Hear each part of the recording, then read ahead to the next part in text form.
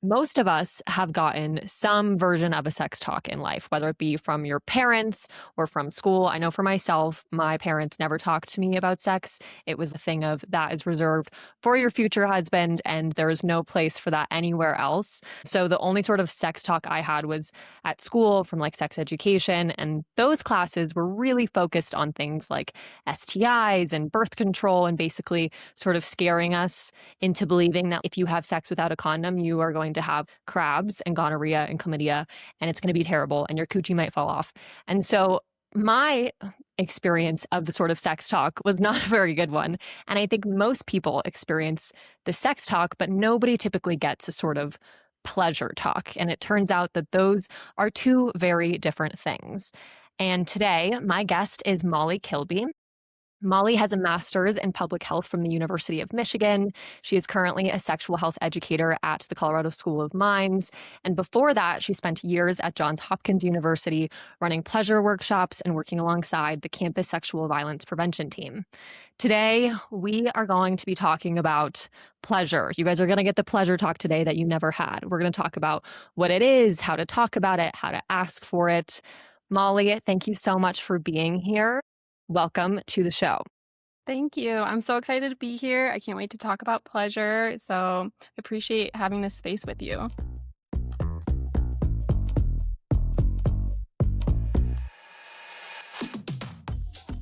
So you grew up in rural Michigan and you now work at, I would say, like a fairly conservative engineering school. And essentially somehow your whole career has mostly been about sexual pleasure. How did that happen? How did we get here? That's a great question. That's also very hard because I feel like it was a very slow moving train. But as you said, I think my first initial interest in sex education overall was my experience in my community, seeing teen pregnancy, seeing the lack of access to sexual and reproductive health services. And then as I went to school and I was interested in it, in grad school, I took a sex therapy class. And this is where I really learned about pleasure. Before that, it was just learning about those basics things you talked about, barrier methods, STIs, contraception. But in the sex therapy class, I learned about pleasure. I learned about sexual dysfunction. I learned about all these different theories and models. And I was like, this, of course, is part of sex education. Mhm. And I never really thought about teaching folks this. Of course, it was coming from a therapeutic lens. But to me, as a public health educator, I'm like, this could be in the masses. And so that's really where it started and why I continue to carry it on across my different roles at universities is just knowing that I wanted to go into sex education. And I didn't even realize that that could be a good part of educating folks until I was educated myself. Even the word sex education, you would assume that it would include things that talk about feeling good because the whole point of sex and physical intimacy is to feel good. But I think the majority of these conversations end up around the health part of it. So, we should just be calling it maybe sexual health classes. So, I do want to get into talking about how we communicate about pleasure. But before we do that, I think we need to back up a little bit. From the conversations that I've had with people, it seems like people are sort of measuring their sexual experiences against a model that was never really accurate to begin with. Can you talk a little bit about this sort of older linear model that most of us refer to when thinking about sex and physical intimacy? I think a lot of people have exposure to sex and what normal sex is through media, whether that's porn or watching a romance movie or just a random movie with sex in it. And the center focus of a lot of that sex is the male orgasm or just orgasm in general, right? There's no foreplay. It's just going at it very quickly. And so this is kind of in alignment with what we saw with theories. So the first sexual response cycle, so I'm going into this therapeutic lens here, was from the 60s. It was by Masters and Johnsons. And I will say it was very ahead of its time. So very positive. First, folks that researched sexual behaviors in the pleasure realm. And this framework focuses on the idea that there's 4 phases of sex. There's the excitement phase, which is where you're stimulated, you're starting to get that sexual arousal, there's some sexual attention. Then there's a plateau stage where there is that stimulation, but it's just intensified and it just keeps going, right? You're plateaued. Then we peak at that orgasm. So everyone's orgasming. And then Everyone, we right, have always. always, always, just super easy. And then that resolution where you're coming back to that neutral body state. So again, this is like helpful to think about when we're generally thinking about what sex could be, but not necessarily everyone's experience and not necessarily what we see depicted in the media. To think a little bit more about other models that I like to in my sex ed workshops talk about that model and know that a lot of people put that on them, right? But another model I like to bring up is Bassan model of sexual response. I never know how to say her name, Rosemary Bassan. And this is from the early 2000s. And her model is a circle. So the Masters and Johnson's is like a normal distribution curve, but this is a circle. And emotional intimacy is part of it. And then the arousal state is also a part of it in a different way. So the idea is that some people need emotional intimacy to feel arousal or desire. Some people don't experience spontaneous arousal or desire, and they need that response, which I think is really interesting and something we don't talk about. Do you know if that sort of varies between men and women? If like women typically need more emotional intimacy or if it is more actually similar across the board? Yeah. So, yes, we typically see within cis women that they are the ones that kind of need that like physical touch to see that physical arousal occur. And in this model, I would say would focus more on that experience with cis women. But I think it's something to definitely consider with other genders, cis men, non binary folks, whether that is related to sexual dysfunction or, again, that like mental state of having some mental barriers to, expectations of sex and people can't get aroused and they're in their head. So I would say this is fully kind of the model was built around cis women, but I think it can be applied to anyone's experiences. So the one thing I do want to like point out about this model again, yeah, is like that idea that a lot of folks need to be physically stimulated to start to see that physical arousal, whatever that looks like for them. And this is a circle, so you can enter at any point. So someone maybe needs emotional intimacy first, or they need that physical touch. And then they have that pleasurable aspect. The other thing that this model does not have is orgasm. It's not even included in the model. So the idea that pleasure can look in a lot of different ways. You can have sexually satisfying experiences, and we don't have to include orgasm. It can be part of it, but it doesn't necessarily have to be in the circle in a straight line in some form. Thinking about if you were to just take away the concept of, not the concept of the orgasm, but like even including it in this sort of pleasure circle, it almost makes me not uncomfortable, but it's like, well, when am I supposed to know when we're going to stop? Oh, like it makes me just a little bit uneasy. And that's totally normal. It's the expectation we have in society around what sex is. It's reproduction. Or when we see it very much pleasure focused, it's that orgasm, it's that orgasmic experience. But we also know there's a lot of folks, especially women, who sometimes can't even identify if they've ever had an orgasm before. And that experience is very much individual. And it really shows that we should be listening to our bodies during sex a lot more to know when that endpoint is and talking to our partners during sex to know when are we feeling like it's like we're good, we're done, that experience can be whatever we want to make it. But communication and those internal cues are really key, and that's not always part of what we're thinking about during sex or what we learned to do during sex. What is a female orgasm? Yeah, that's a great question. You could try to Google orgasms, just the definition, and you'll find that it is very, very difficult to define. When we're thinking about female orgasm, like there is a bodily response that Master and Johnson's actually noted, and it's our muscles contract in our vagina, our blood pressure rises. Typically, there's sweat involved, so there is that physical response, and like we can note. And it's usually that mental state, that euphoric state that a lot of people are actually thinking of, right? For the female orgasm. We know with people with penises, there is fluids coming out, ejaculation. Typically, there can be ejaculation with the person with the vagina as well. It just may not be as noticeable and a marker. And so, really, it's kind of any like heightened euphoric state, but it's really hard to define. And so what I typically like to ask people when they're like, I don't know if I've had an orgasm. Can you tell me what an orgasm is? I say, what are you looking for in an orgasm? Like, what is different from what you're experiencing now that you think you're looking for? And can you achieve that? Do you think you can achieve it? So again, kind of personalizing that Yes, there is like a physical response that we can achieve necessarily, but ultimately the mental state is what people really care about. So we've kind of touched on this idea of singular 1D model of arousal, plateau, climax, and done. Is there a better way that we could sort of reframe to think about what's shaping our sexual experiences? Yeah. So there's one more model, and people who have read Come As You Are, which is a pretty popular sex book in Barnes and Noble, does talk about it. And it's called a dual control model. And that really focuses on context. So, again, when people are struggling to maybe feel pleasure or get aroused, or just stay in the headspace during sex, it's typically context that is creating that issue and not necessarily sexual dysfunction. Of course, that can always be in something that comes up, but not necessarily what everyone's experiencing. And so the dual control model, you can think about it in kind of like the car, like a car. There are accelerators, which are your turn ons. So technically, those are called exciters if you want to actually look up the terminology. And there's brakes, which is your turn offs, and those are called inhibitors. And so this model really has you consider what are your turn ons and turn offs. And you may have a sensitive brake or a really sensitive accelerator.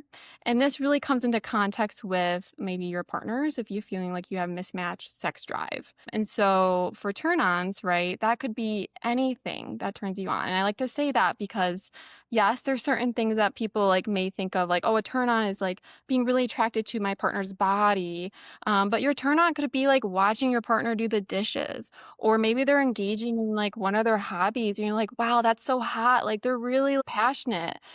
So it could be anything as typical as like their body, the smell of them, the way they're touching you, or it could be more of that like intellectual stimulation in some form. Other things that could be accelerators are hormonal changes. So again, folks that have periods, we do see that your hormones are changing throughout. And so sometimes you may feel like you do have a lot more interest in sex. And sometimes you may have like, I don't even want to think about getting naked right now with my partner. And that's normal. I do want to acknowledge that there's the fertility window, and that's supposedly when people's sex drives are higher, but that may not be true. And the one thing I would want your audience to take away from today is that most things are normal. We just have one specific idea of that in the media and in our culture. And so if they're not experiencing something specific, that doesn't mean there's anything wrong with their body. If they're really concerned, right? You can go to the doctor. But anyways, I digress. The breaks though are something that's really really interesting. So again, that I think like for the students I work with in college, I talk about stress. If you have a deadline, if you have a homework exam, or if you're balancing a lot of things, you have a job, a partner, all these things, that is gonna impact you, regardless of whether or not you have stress management techniques. Okay. If you have a load on you, it's gonna be really hard for your nervous system to chill out and engage in this fun, pleasurable activity. Other things that people may say is like, I just have to have everything just right. Like if something is off in the context, then I can't focus, or I'm hyper focusing on that one thing that's wrong. I relate to that so much, like thinking about the laundry pile in the corner of my room, or, oh, I'm a little bit chilly, or just like I literally cannot shut my brain off thinking about all of the tasks I have to do. And you feel so bad because your partner can be wonderful, fabulous, doing everything in their power to make you feel good. But you're like, that pile of laundry in the corner, that's all I'm thinking about. Yes, I think that a lot of people can relate to that.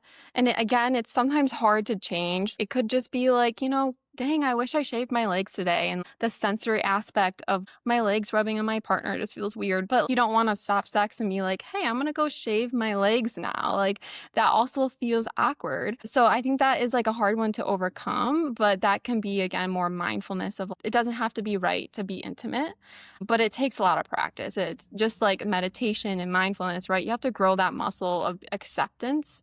And if there are things you can control, like it is the pile of laundry every time, like maybe you focus on, hey, I can't have sex until this pile of laundry is gone, or it's not in my view, or we're having sex in a different room. And that's definitely okay to communicate. And so with these breaks and accelerators, sharing that with your partner, especially if you're in a committed relationship, and then also acknowledging if you have a really sensitive break, it could take one thing for you to not want sex if you have extremely sensitive break, and your partner might be extremely sensitive accelerator, right? So that mismatch can feel very confusing and feel like one person is not showing up in the right way and put a lot of shame on them. And so I love to talk about it so that people can talk about it within themselves. Like, hey, it really does take only one thing for me to just be turned off, and help your partner understand that, and then vice versa. Like, hey, I'm not sexualizing you. I just like truly love you and you're beautiful, or, I love the things you do for me. And that's such a turn on. I'm just instantly ready and to have sex with you. And so, like, having that communication and conversation is really important. And then I know I shared this with you, but I'll tell the audience that Come As You Are. So, Emily Nagoski, who's the author, if you go to her website, there is some resources. So, you can take the sexual temperament questionnaire and you can figure out if you do have a high sensitive break, low sensitive accelerator, etc. And you can do that with your partner and say, like, hey, look, I'm telling you, like, especially because people feel very invalidated in the experience. Like, this questionnaire is telling me I have like a sensitive accelerator. Like, I'm not trying to sexualize you in our relationship. So again, just more information, more tools to use to help you feel validated in your body and your experience. I love that. I've found, like, at least for myself, that no matter how many times I know that my partner has no issues with like body hair whatsoever.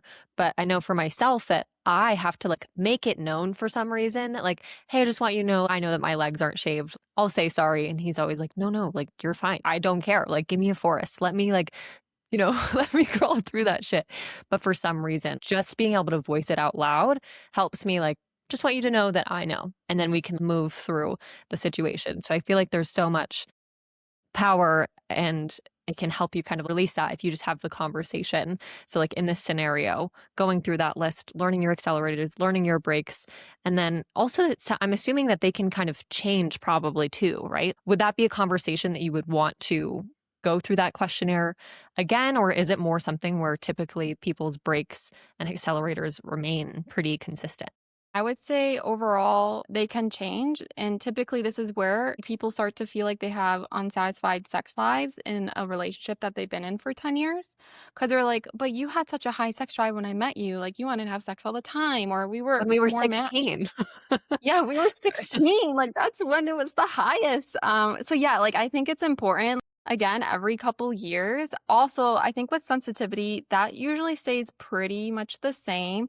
I would say if there are maybe more extreme events, whether that is traumatic, so sexual trauma is an example of when you may have a more sensitive break or a more sensitive accelerator, or again, maybe you're like, just had a baby, you just bought a house. Like, that's an extreme event that could change things. But typically, you don't see the sensitivity change as often as maybe just your turn ons and turn offs and like what those things are. Those could accumulate in different ways rather than just like the sensitivity level. Is this sort of idea of accelerators and brakes, is it different for someone who has experienced sexual trauma, or do they kind of fall into the same bucket? I think they could use the framework, and probably would again like be really helpful to understand their bodies, especially if they see a change in their sex drive. It could be really helpful to understand that.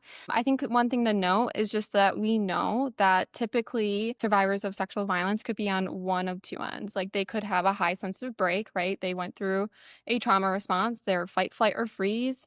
If their nervous system has not been regulated and they haven't processed that trauma, putting your body in a very similar situation, even though it's safe and consensual, can really, again, freeze your body up, and that's your turn off, right? And you're sensitive.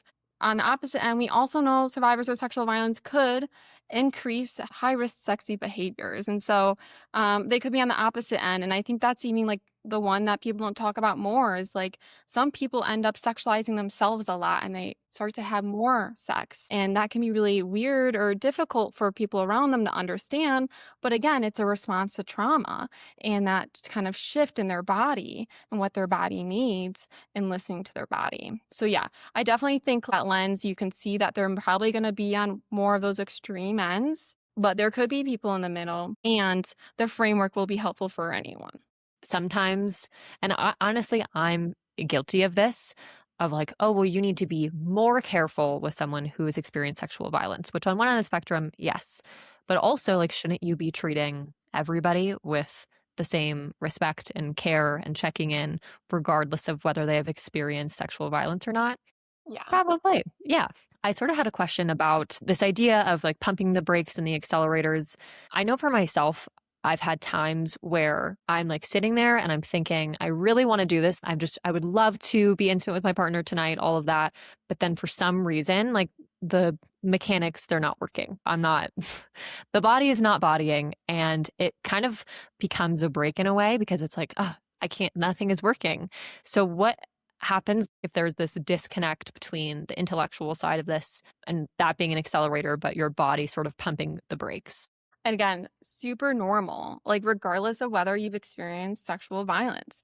I think looking through the lens of like supporting someone that has sexual trauma can be really helpful though. And I think so anyone who's experiencing that, regardless of being a survivor or not, should take this advice. So my thoughts are that you got to take sex out of the picture. If you're going through a rabbit hole of like, oh, I want this really bad, my body's not working the way I want it to, your body's just going to continue to resist you. One thing that I continue to emphasize and why we see that trauma processing is really important is because your nervous system is a huge part of your sexual experience. There's a lot of nerves in your genitalia, regardless of what kind of genitals you have. And so those remember your events, and they also remember when you're not actually listening to it. So even if it's just like, I want to have sex, but like nothing's working, I'm using lube, but it's just like my body's resisting it. And you're continuing to try whatever that is, penetrative, oral sex, etc.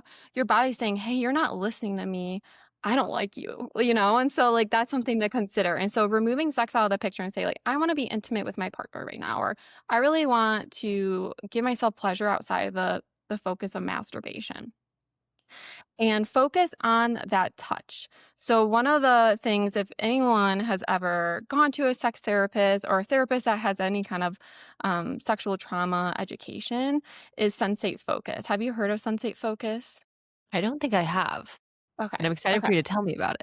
So it's a therapist tool, typically given to survivors of sexual violence when they're struggling to experience like that sexual pleasure.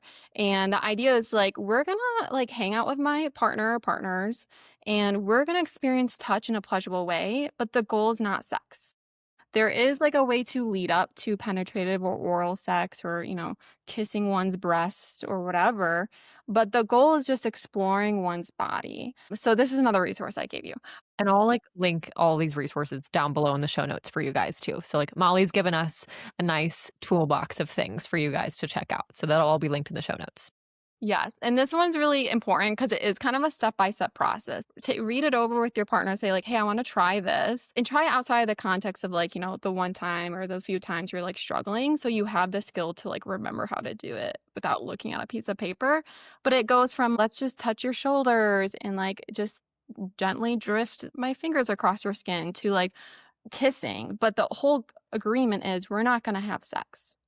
And that can really help reduce the pressure for the person that's maybe struggling with their body and the sexual response. Also, can help the partner who is trying their best and they also feel like they're not doing anything right. Or if they're a partner of someone who has survived sexual violence, they could feel like, well, I don't want to hurt you. I don't want to do this. So the pressure is gone between you two and curiosity comes back. And I think curiosity is really, really important in sex and pleasure and overall, but something to keep in mind. And that could include like temperature play, textures, sounds. And it's more about that body experience and that intimacy. And then that tells your body, hey, this is okay. This touch is okay. Even when I'm naked, even when I'm on the bed, and the context may be very similar to sex, but you're telling your nervous system, we can try this out. And maybe it'll lead to sex one day, but right now it doesn't. And so when you get into those contexts, one, you could just pull that toolbox back out and say, let's back it up. Let's touch each other. Or it will also just help retrain your nervous system to say, like, this is okay. This is all right. So sensate focus is one that I really like. The other one I would say that isn't specific to sexual violence, but can be also helpful, is more around consent and touch, and that's body mapping. Have you heard of body mapping? Yes, Okay. briefly, but I don't want to be the one to explain it because you're the Like, go professional ahead. here. So body mapping is a little bit more simpler, so you don't really have a lot of instructions. You can draw like an outline of a body on a piece of paper, and you can use colors or just annotate it with different symbols. But the idea is that there are areas on your body you don't want to be touched. And we're thinking about this in a sexual context, but you could do it if you want to do a massage with your partner, whatever it may be. So you could color that red, right? Like maybe I don't want my inner thigh touched. So that's red. And it could like get deeper. It could just be like not touch at all, or I never want it touched in this way. Maybe it's like I don't ever want my inner thigh bitten. And then yellow is kind of that in between. I typically like being touched in this area. And again, maybe it's a certain type of touch or maybe is context dependent. Like I like anal sex, but I definitely need to have not stress or I need to, have pooped today. Like I need to feel confident in my body. And so there's that context piece. And then green is like typically I always love my body being touched in this way in the context of sex, in the context to consent. And so this could be a really good tool, again, to tell your partner, this is what I really like. This is what I'm willing to explore. Please don't touch me here. And so, again, having those guardrails can be really helpful for the mental state of like, I know my partner is not going to touch the areas that are going to trigger me or to completely take me out of the moment because I just don't think it's sexy. Like, don't touch my feet, like my feet are sweaty during sex, whatever it may be. And so, again, just using tools to communicate with your partner so you can release that stress that you may be holding or that fear of whatever may happen that is maybe negative in some form. I love this. I think that we have this sort of veil that gets put over sex where it's like, no, you don't get to figure it out until you have enough to where you like figure out your partner and like you just like somehow magically understand it one day. When that's just not how we communicate about literally anything else on the planet. At all. And so I love this idea of sort of giving someone a map of these are the things I like. This is what I don't like. This is how we're going to end up being more successful. Because once again, the whole point of all of this is for both parties to enjoy it, right? Like that's the point of aside from like reproductive sexual intercourse, everything else about it is supposed to be feeling good and connection. And so, like, why wouldn't you want to do everything in your power to understand all of that stuff about your partner to be able to get to a place of pleasure? Absolutely. Which brings me to my next question. I really want to talk about how do we start having these conversations around pleasure and what we want. Obviously, you've been in this space for a long time. You're very comfortable talking about it. I think I'm fairly comfortable talking about it, but I would probably argue that most people are very uncomfortable thinking and talking about sex out loud, especially with another person. So, how do we sort of work through that? Like, how do we get to these conversations around pleasure so that everybody can start to feel good and experience pleasure? You are right. I come into these workshops, I'm ready to say penis, I'm ready to talk about anal sex, and I'm talking to these 18-year-olds who, especially again, now where I work, who may have never had a really good sex education. So I came from Michigan where we had a little bit higher bar on sex education, but the folks I work with, some of them have minimal or nothing. And so just the word penis is like, oh my gosh, I'm going to laugh here with my buddies about this. Especially when it's like, oh, someone of a different gender talking about maybe the genitals that I have. And so I think one, we all can do better work in like talking to our friends about sex. I think that in any group, it can be really, really difficult to break the ice, but it doesn't have to be like, I'm going to tell you about my sex life. But saying, hey, I just learned about this cool resource, just want to share it with you. Or again, if you all are married or all in long term relationships, you can say, like, start up a conversation. How has your sex life changed? So I think we could break the ice. It will be awkward. I will say that any way that you're going to talk about pleasure for the first time or sex, just know that it's going to be awkward and that's okay because we want to start to normalize this and someone Right. has to do it. And so outside of sex educators, outside of people like you who are doing podcasts and bringing folks on, we need the lay people to feel comfortable. And even if it's just reading romance books that have these words in them, maybe read them out loud to yourself. I always like to read some words out loud to my husband when I'm like, this is a funny way to say vagina. But, it's like saying like this is how some people are comfortable saying vagina and it's not saying vagina. So I think it's really important one to just like start where you feel comfortable, which is typically by yourself. Maybe again verbalizing some of these words or being able to talk to your friends, or maybe you feel more comfortable talking to your gynecologist, and just saying like, "Hey, like, is this normal?" Like asking one question about sex, even if you don't really care to know the answer, but you just want to get practice talking to someone. And like your gynecologist of all people will be completely fine talking to you about Right. sex. So that's where I would start. But I do have a resource that I did not make. I will say that, but I got it from a colleague from UC Davis, who also works in sex education, called the Pleasure Profile. And this is a really great tool to get you acclimated to the idea of pleasure. So I hand this handout out at every single workshop I ever do, even if I'm not talking about pleasure. And it is just like an STIs education. I want to put this out there. And so I'm just going to imagine people from your audience probably doing this similar reaction, but the look on their faces is usually pretty of discomfort, but in like a funny way. A lot of people laugh when they see these words, and it's just like, it's okay. That reaction is something to get used to. You need to be comfortable thinking about your own pleasure before you can have sex. But people, of course, have sex before.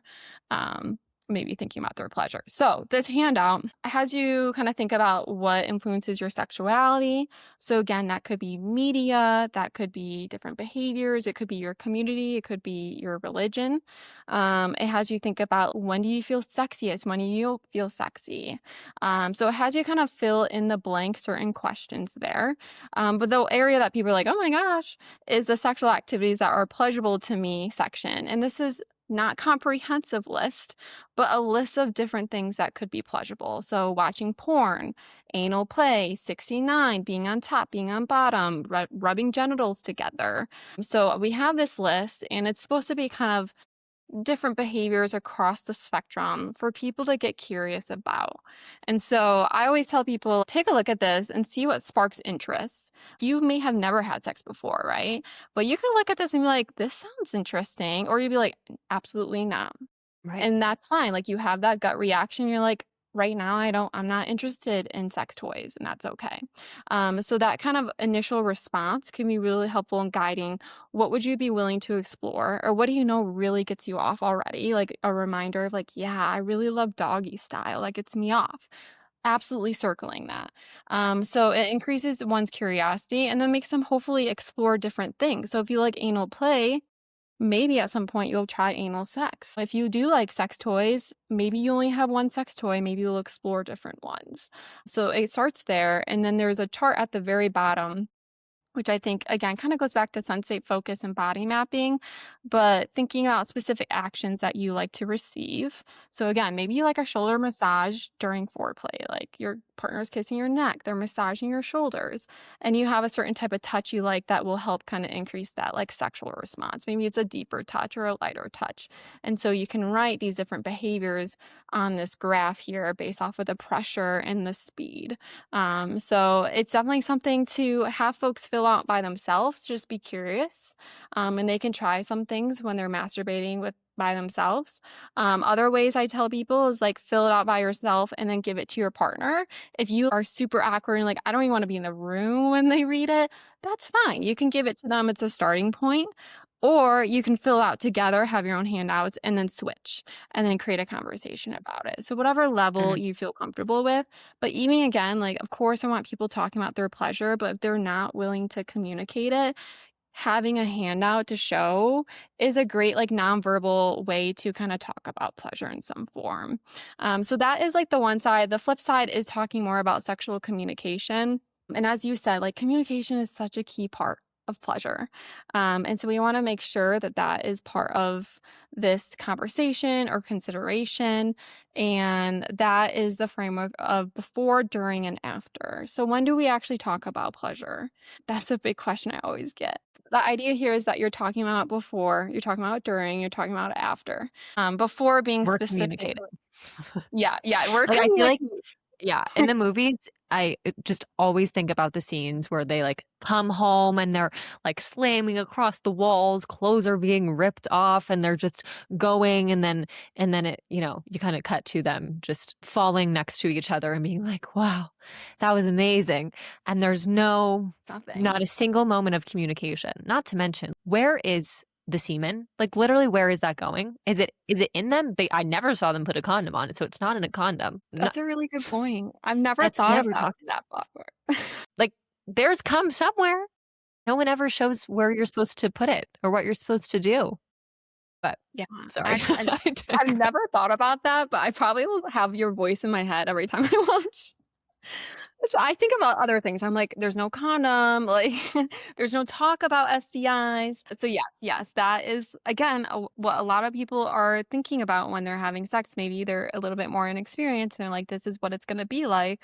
There's no communication unless it's dirty talk. That's like the hard part is getting started. So again, this will be awkward, but the before part, highly emphasize don't do it like again I think a lot of people don't experience spontaneous desire or arousal or both partners do. A lot of times it's like maybe you're watching movies and then you're maybe kissing or touching each other and you're like all of a sudden like yeah let's have sex, let's go in the bedroom, right? So like there is that kind of in between, but I always say like don't ask this in the heat of the moment and have conversations. This is where this is more of like recommendations for folks in with a consistent partner or partners. And so the idea here is like, let's talk about like in this context, what kind of positions do I want to do with you? What kind of positions do you want to do? What kind of lube do we want to use? Like if we're using condoms, is there a certain type that you want to use? What other context? Like this is where you can bring in like, okay, I got to get the dishes done, or like, I'm coming over tonight, so let's make sure our spaces are clean, etc. And so there's that before part. Also, during the before part, you should talk about aftercare, which I know may seem like, why don't we wait till after? But aftercare is something that we take from the BDSM community, where it's the concept of like, let's make sure everyone has their needs fulfilled after sex. So, whether that is a person with a vulva who gets UTIs frequently after sex and they instantly have to run to the bathroom and go pee. One, tell your partner that so they're like not thinking, wow, I suck in bed. Like, what was that? They just took Or off, got yeah, a blast. yeah. I even think about like the Sex and the City episode, which I used to watch a long time ago, but there was someone's partner took a shower every time after sex, and there were some other things involved in that, but like I think it was Miranda, and Miranda was like, what the heck, I've never known a partner to have like, am I dirty? And so again, like telling your partner this is what I need, whether that is cuddles, whether that is I need to wash off the cum before I cuddle you, or I don't want to cuddle, like I want to get dressed and put on clothes and we can go back to watching the movie and talk about it and do our other after stuff. So I think that's really important to talk about beforehand so no one's surprised or feels like something went wrong and I don't know what it is. During sex, of course, is just that ongoing like consent. Do you like this? Hey, we talked about doing, doggy style. Do you still want to do it? And getting that verbal or nonverbal consent. And then after, I like to say is like talk about the sex. Was it good? Was it bad? Like maybe Performance don't say review. like, oh, this was really bad sex, unless you both agree, like, that was a weird one tonight. But like saying like, hey, that was really hot when you did XYZ, or like, next time I think I'd be interested in you playing around with this kind of formation for fingering. And it doesn't have to be like, I really hated how you fingered me. There could be different ways, but that kind of conversation makes it easier. So when you have sex again, maybe you don't have to ask in the heat of the moment to change things up in some form. So those are things. Of course, other things you need to talk about are SDIs, barrier methods, and how you're going to consent. I know we're still talking about specifically with consistent partners, but I do have to say that, gosh, also I always am like, Lord Jesus, like please help my mother and my stepfather to never listen to episodes like this. But in college, whenever I would be hooking up with people, which like I said, we'll get to that in a second, afterwards I would always talk to them about, so what'd you think? Did you have fun? Did that feel good? And at first they would be a little bit taken aback, but then I could see that they would get like excited to have the conversation. And then because you're usually sort of gassing each other up in certain ways.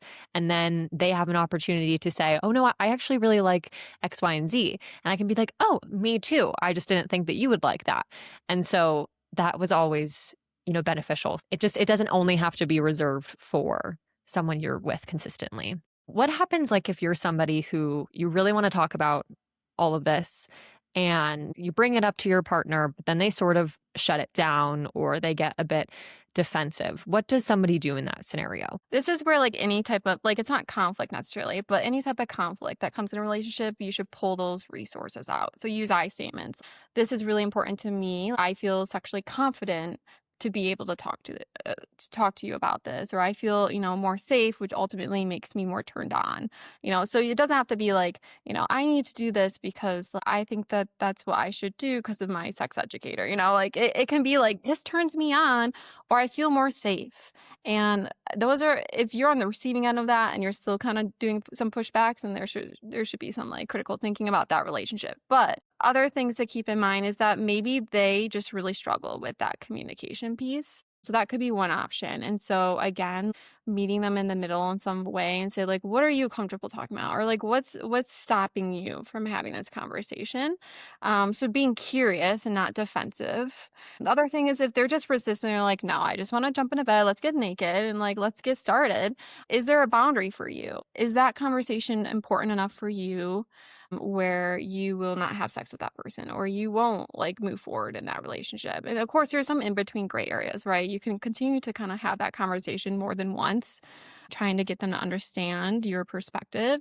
Or do you value this sexual experience and you feel safe enough to not have that beginning conversation? Again, I wouldn't recommend that, but it is on the person to kind of consider like, if this person is uncomfortable and maybe it's stigma or, their cultural norms around sex, or that's not a value to them, am I okay that this is a mismatch? Am I willing? Is this a priority to me? So it's ultimately their decision as long as the sex feels consensual during it, right? Hopefully they're getting consent in some form throughout the sexual experience. But it is like an add-on and a benefit to have this conversation beforehand. But I think someone should really consider, is this a deal breaker for me if someone can't have this conversation or not? Because I'm talking about like the best case scenario. It's where your partner is ready to talk about it, right? And that's not always the case. And there's definitely cultural and religious context to that. And I want to make sure those folks in those relationships understand that they can still have sexually satisfying experiences and consensual experiences, but it may not be at the highest level it could be. So we've been talking about this all in the context of more consistent partners, but the reality is that is not the case for everyone. What do these conversations look like when you are sort of entering into a physically intimate space with somebody that you barely know? Does the conversation change at all? Let's say like you just met someone at a bar and you go home with them. What does it look like in that sort of context? Yeah. So I would start with two things. One, it's going to be awkward, any kind of conversation, because you just don't know this person. You don't know how they're going to respond. Some people who maybe frequently hook up may feel more comfortable talking about sex, but it also could be the opposite. And then again, like, if you're like, I want to hook up with someone like at some point in the next year, just thinking about like, if I have an opportunity to hook up with someone, would I ever do it?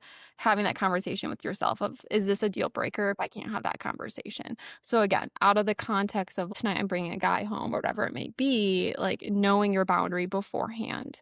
But it might look different. I would say like minimally, which is where the basic sex education comes out, is you should be talking about barrier methods or contraceptives. I like to remind folks, even though this is like more basic knowledge, but you can get STIs even if you're on birth control, and you can still get STIs through oral sex. And so even if you think you're doing lower risk activities, again, think about your willingness to engage in that risky behavior. So barrier methods. So I know a lot of times it's just like, do you have a condom? Or I brought condoms, but it could be more. You could start there with that. Like, hey, I brought condoms, and like, what do you want to do? What's your favorite position? Right. And so like, what do you want to try with me? So then hopefully that can open it up. I think even from like the condom question, you'll know kind of like if they're even willing to talk about it. Again, I talk to a lot of my college students about, well, what happens if my partner is not willing to wear a condom? And I'm like, well, is that a boundary for you? Like, are you willing? In the hookup situation, again, are you willing to ask them about their STI status? And no, they could lie, or they could not be aware that asymptomatic STIs exist. And so, again, I'm not going to say don't do it, don't do sex, but there could be consequences. And so you can be informed enough to make that decision of, do I want to maybe possibly get pregnant during this, or, I may get an STI from this. Same thing with pleasures. I may not have the best sex in my life tonight because this person doesn't want to talk to me about it. And are you okay with that? Or do you feel like that would, reduce your experience and you don't want to experience something that way? But I think it could just, again, be a little bit more casual and think about, hey, like, it really turns me on to like talk a little bit about what we're going to do, and just frame it that way, even if it doesn't turn you on. You kind of break the ice in some form if it's important to you, that safety wise. So that's what I would consider, but really knowing your boundaries about how they will respond and also being able to navigate the awkwardness. If you feel like you can't navigate it, are you okay even bringing up the questions, And so, and that may be no. And there's nothing wrong with that person for not having that comfort level as long as they feel they're okay with that experience and it's a consensual experience in some form.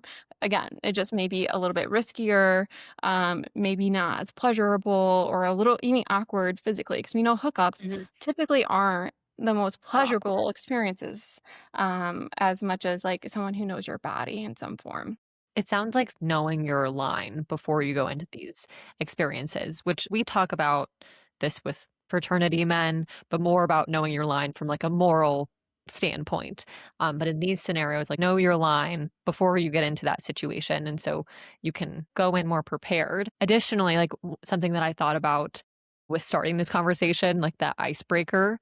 I think a good one is like, how would you feel if I borrowed one of your t-shirts or if it depending on, who you're with or whatever. How would you feel if I slept in my underwear? If that seems like more the vibe if you're sleeping over, I guess it's been a long time since I've been in the hookup game. So maybe that's maybe that's not even maybe people hear that and are like, I would never ask to borrow anyone's t-shirt if I went home with them as a hookup. That's embarrassing. Maybe nobody does that. But yes, knowing your line before you get into these scenarios. When you and I initially had our first conversation, you mentioned something that surprised me a little bit and also something that I just simply didn't know. A lot of these communication frameworks that you've been mentioning, actually, you said they come from the kink and or BDSM community. And I know that when people hear that, they might think 50 Shades of Grey, that might be what they're picturing. Is that the place where these frameworks are coming from? Or is that not an accurate picture of where these frameworks stem from? So 50 Shades of Grey within the BDSM community is well known to be like misrepresenting of that community. I think even before the book and the movie came out, right? A lot of people probably have some misconceptions around the BDSM kink community. And so I do want to point out one that there is a range of behaviors and what people are willing to do within that community. So not everyone is going to the extreme that you may think of, or may have heard of. And there are folks that do that as well, but most folks that are good members in this community are using some type of consensual framework. I will give the caveat that like this community is not one that I educate, but I do try to learn from them myself, again, to pull into these conversations. And so if you typed in BDSM consent framework, you will find a ton of different frameworks. But the ones that I'll point out today, but you can do your own research in, is the 4Cs, RAC, which is an acronym, prick, SSC, and those are different ways to consider consent and risk awareness. So a lot of times when people are engaging in like sexual activity in the BDSM community, they're doing some type of scene. So in 50 Shades, you see that contract, which could be like somewhat a representation, but I wouldn't say necessarily exactly like that in that intensity. I actually rewatched that section like a couple weeks ago, and I was like, this is intense and like definitely not how this works. But the idea that you and your partner or partners are talking about what you're going to do before engaging in sexual acts together, and like line by line, this is what you all are going to do. So, of course, a lot of times people are aware of like the submissive person and the dominant person. And this helps, keep the safety of the submissive. And also like the dominant person will also have some boundaries and understand like what they're willing to do. And so that is some representation, but in 50 Shades of Grey, there's a lot of consent. There's no consent, and silence is consent, within the main female character, or that fear of like losing the relationship. And so not sharing with her partner that she doesn't want to actually try this thing. And that is not how BDSM is and or should be how any kind of sexual relationship is. And so I would say if 50 Shades of Grey made you interested in BDSM, dig a little bit deeper and you'll probably find that like it's actually a lot safer and a lot more open communication than what 50 Shades of Grey is doing. So it's totally okay people read that and are like, I'm kind of into this. That's fine. You're curious. It did bring to light some different sexual behaviors. It's just not shown in a consensual way always and can create a lot of stigma. And so with these consensual frameworks, like the OG framework is called SSC. So that's safe, sane, consensual. We don't use this anymore because sane is kind of ableist and not necessarily the best way of describing it.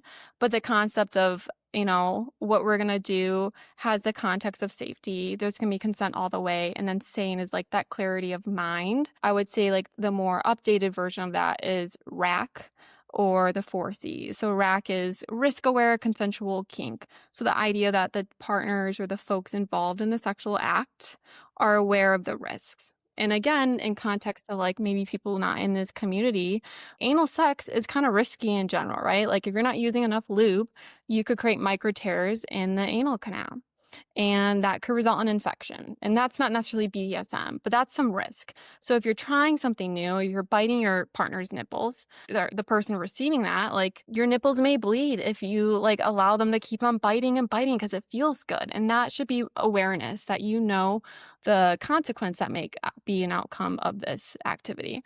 Obviously, in the context of BDSM, they're thinking more about receiving pain or inflicting pain on one another. And so that is something to keep in mind and having that conversation. Hey, like whatever feels risky to you or whatever you think could have a negative outcome, talking about it, that could be part of the conversation. And it doesn't have to be beforehand, but saying like, as you prep for anal sex, and I always use that because I think people don't know how to do anal sex correctly. But like I don't talking about I like, yeah, I don't know how right? to do that. Yeah. Um, full transparency, not that everybody needed to know that. Surprise, now everybody knows. Shannon Yeah. doesn't do anal. That's okay. I mean, you don't know how to do it. That's, you can How learn was right I now. supposed to know? Nobody Yeah. told me. I'm Yeah. I grateful only for the learned. resources at my fingertips for if one day I choose to go down that hole, just Yes. not quite there yet. Sorry. Yeah. Oh, that's totally fine. That's totally fine. And I honestly learned like about the safety protocol of it through my sex therapy class. Like there's like a handout I got which would like walk you through how to work up to a penis or a sex toy in the anus. I was like, wow, like you don't just put the penis in there? Oh my Like god. I never yeah, who would have thought? And I think have you ever heard it's the song that goes like, "An anal is sex that God can't see," or whatever? And it no. oh my gosh. Okay. I'll have to send it to you after this, but it's basically this whole thing that's like, it's like these girls that are like, "Oh, we're saving ourselves for marriage," but it's Mm, like, well, obviously men can't help themselves, and so we have to mm. come up with some other way to pleasure them, and so anal is the sex that God can't see. But how terrifying because like anal sex has like a lot of higher risk factors like you were just saying, and gosh, I hope that that's not what people are doing from an uneducated standpoint. Like, I hope that they're safe. That was total tangent. No, no, you're right though. You're right. And I would say like that's a great example of one, to educate yourself before engaging in anal sex. It's really easy to find. I would say like Scarletine would be a good like I don't know if anyone has heard of that, but it's a blog where basically you could Google like any kind of sex question and they typically have it. I know it says it has teen in the name, but it's likely for anyone. But point being is there's a lot of step-by-step guides.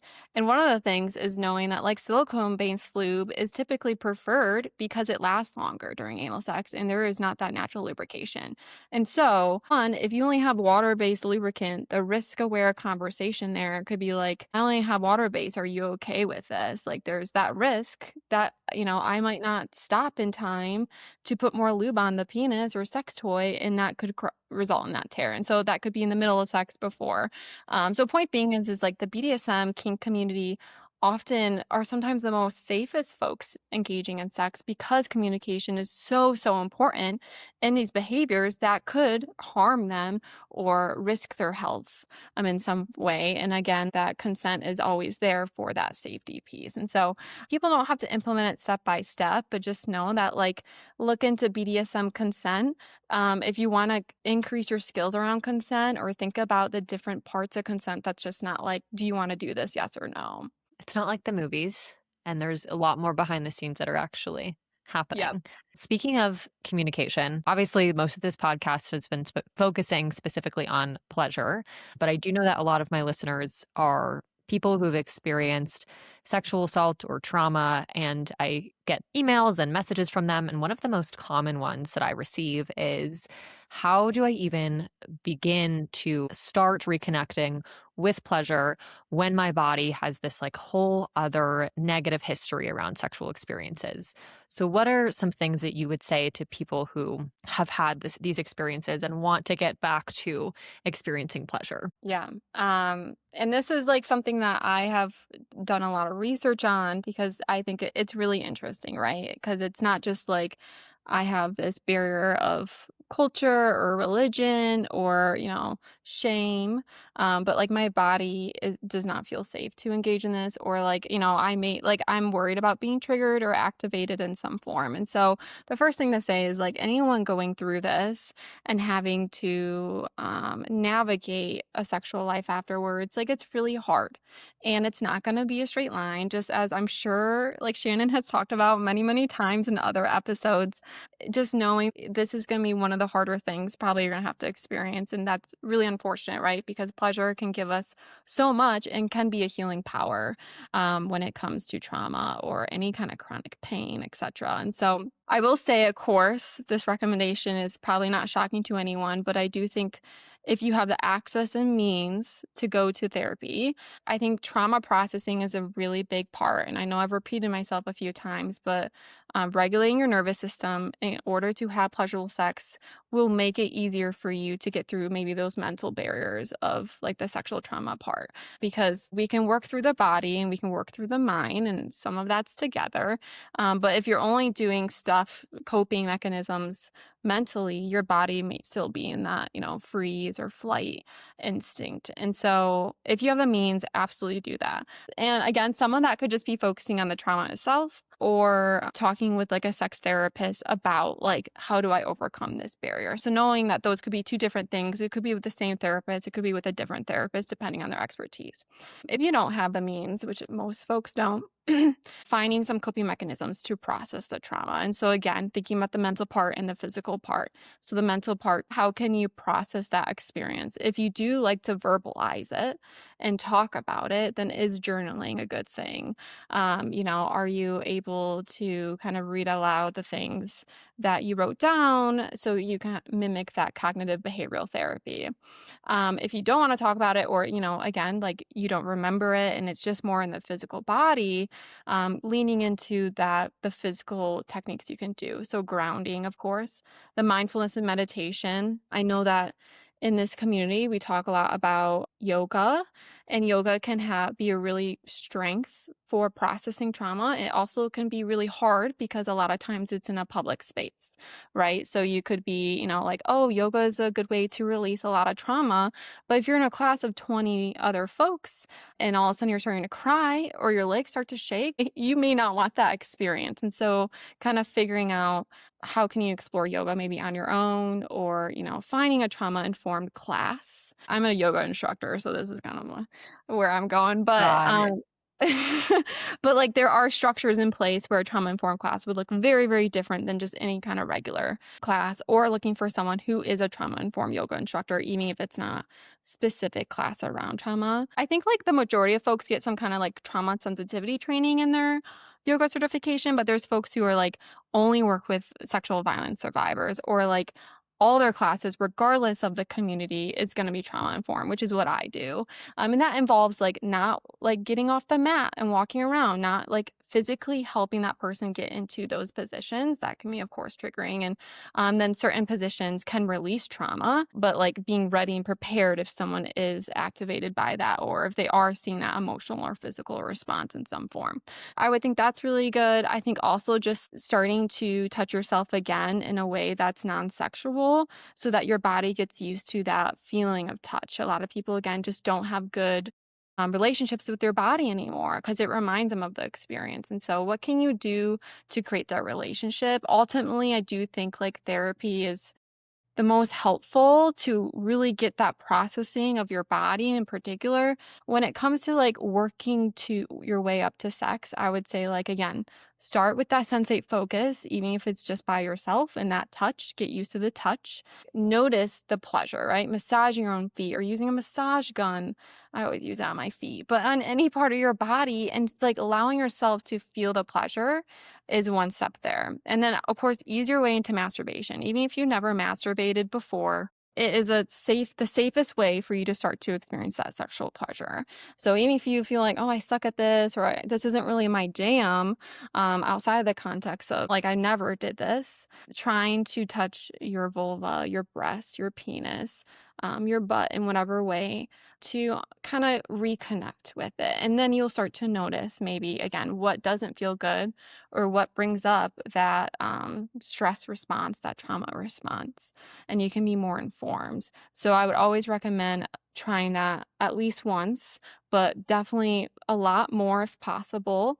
And then communicating with your partner. So I would never say, again, this is where like things may change, but if someone's really timid and fearful of having sex, which isn't again always the case for folks who are survivors, but to do with someone safe, whether they aren't in a committed relationship, but they have a friends with benefits that they can talk to that person about this experience, or they are again have a consistent partner, engaging with body mapping, engaging with sensate focus before ever doing sex. And then when having sex, really consider like what are you like comfortable doing right now?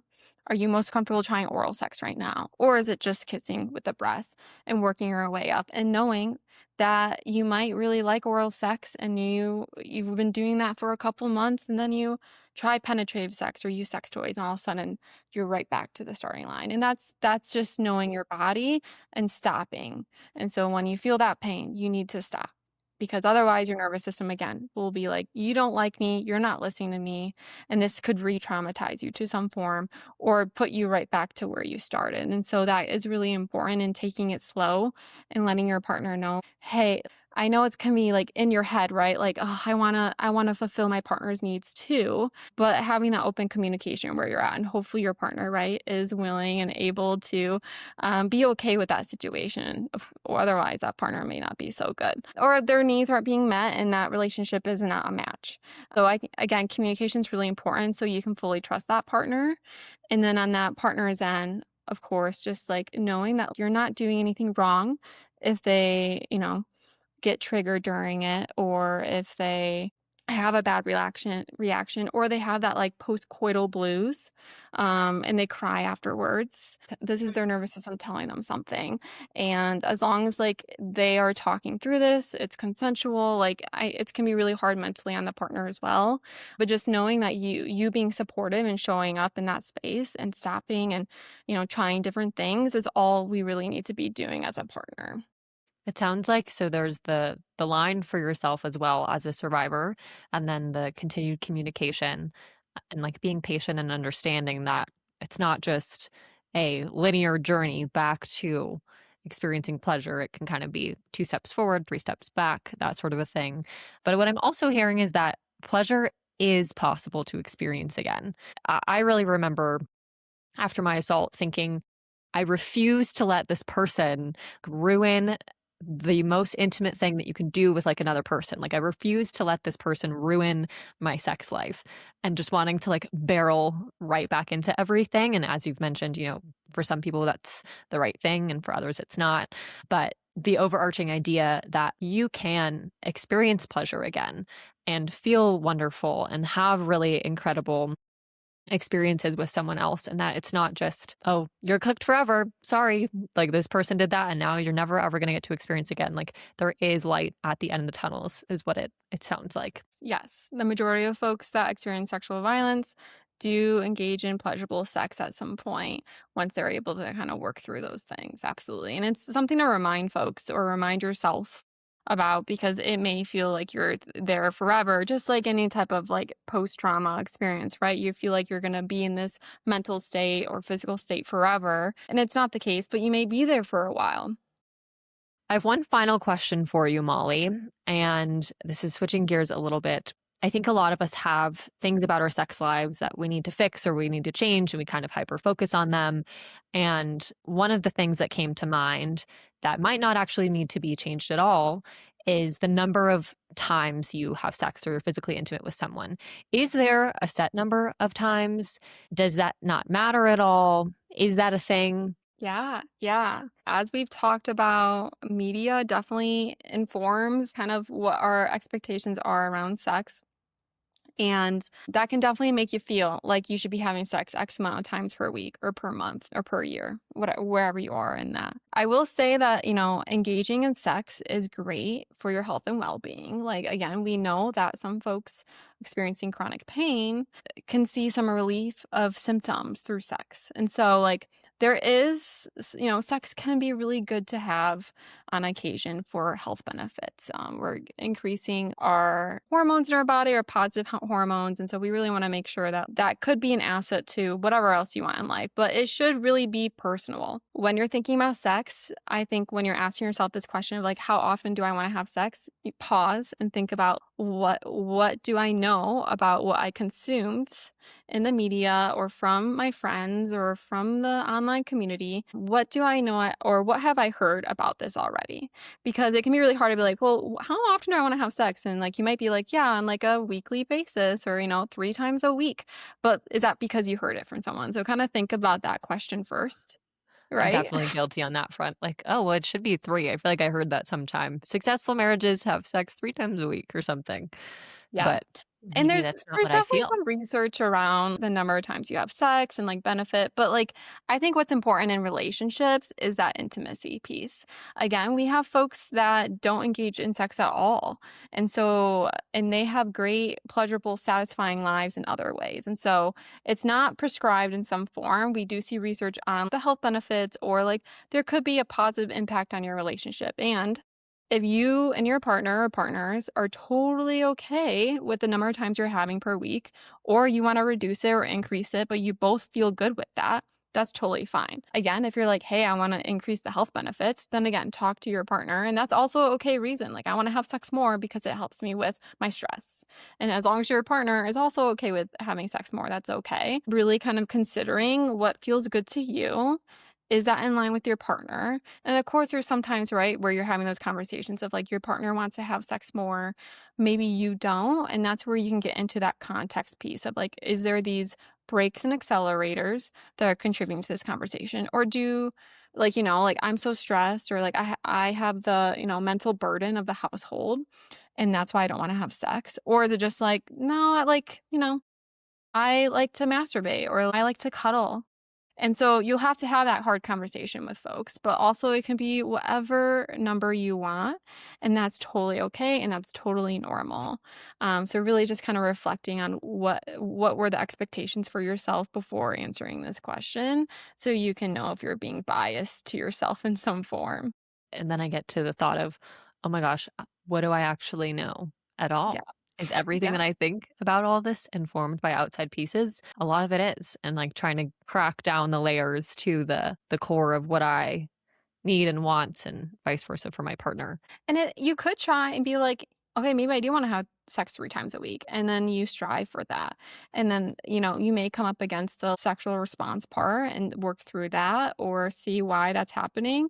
And you may find an answer through that. Like, actually, yeah, this really helped elevate my mood all week. I really like this. Or like, honestly, I didn't see a difference between having sex twice a week versus 3 times a week. My partner felt the same. Or we felt burnt out trying to have sex the third time that week or the fourth time. And so you can explore. And I think scheduling sex is also totally okay okay, I know people a lot of times are like, I can't believe I have to schedule sex with my partner. But you can really, it can help with like that mental turn on piece as well. And so, like, you could say, let's schedule 3 times a week and try it for a couple of weeks.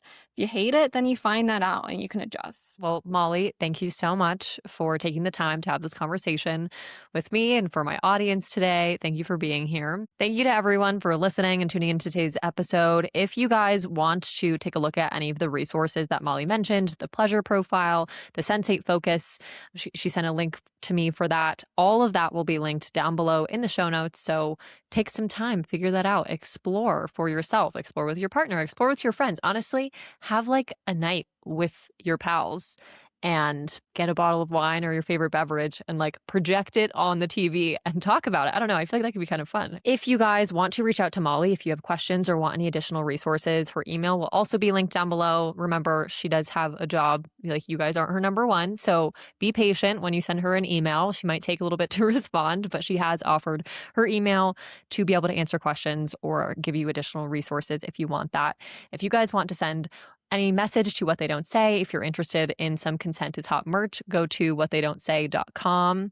I love you guys. I'll catch you on the flip side, and cheers. Cheers.